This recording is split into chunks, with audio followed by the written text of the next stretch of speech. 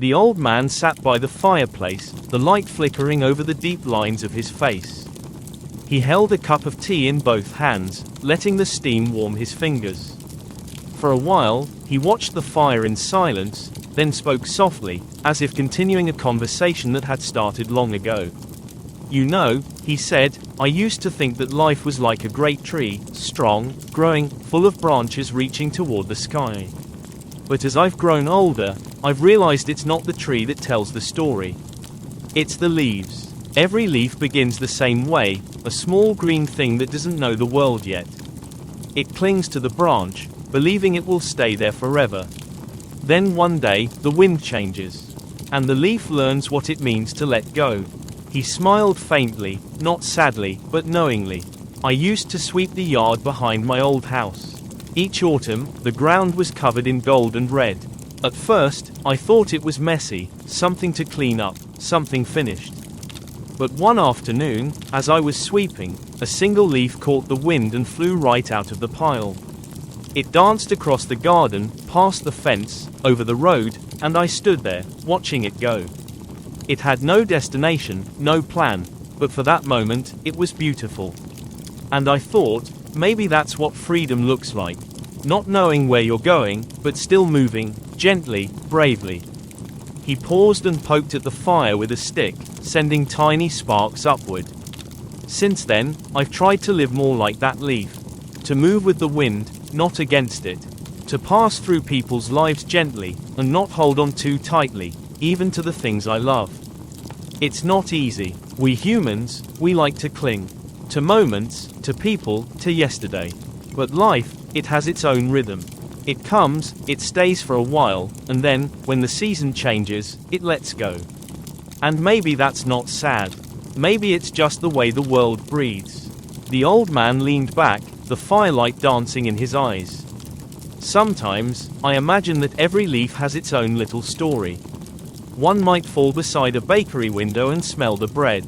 Another might land in the river and travel to the sea. Some will crumble in the soil and help something new to grow. They all disappear, yes, but not before they touch the world in their own small way. I think people are like that too. We fall, we drift, we fade, but in between, we pass by laughter, tears, and warmth. We brush against other lives. And even if no one remembers us in the end, something of us remains in the air, like the scent of autumn." He smiled gently and took another sip of tea. The fire crackled, and the shadows on the wall seemed to move like leaves in the wind. "So when I see the leaves falling now," he said, "I don't sweep them right away. I let them rest where they are, because maybe they're not just dying. Maybe they're remembering the sunlight, the rain, the breeze that carried them. And maybe, when winter comes, they'll sleep peacefully, knowing they've done their part." He looked toward the window, where the faint sound of wind whispered outside. "The world doesn't end when something falls," he said quietly. "It just begins again, in another form, another color, another time. That's the secret the leaves keep. That's the wisdom they whisper as they drift away."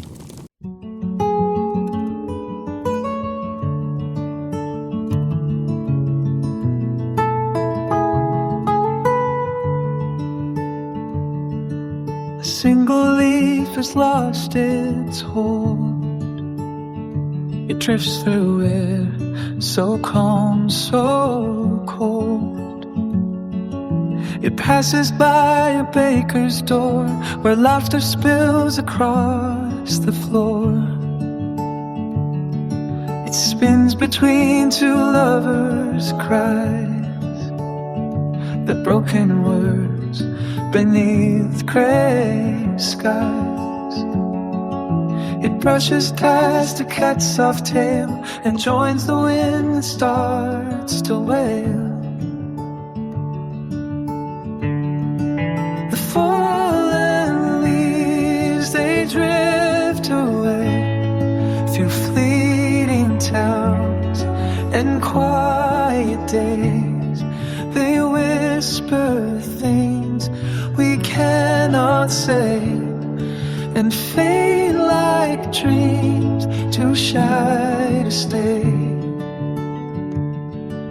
At last it finds the endless blue, the sea that waits for something new. It floats a while, then sinks from view, as if the world was started new.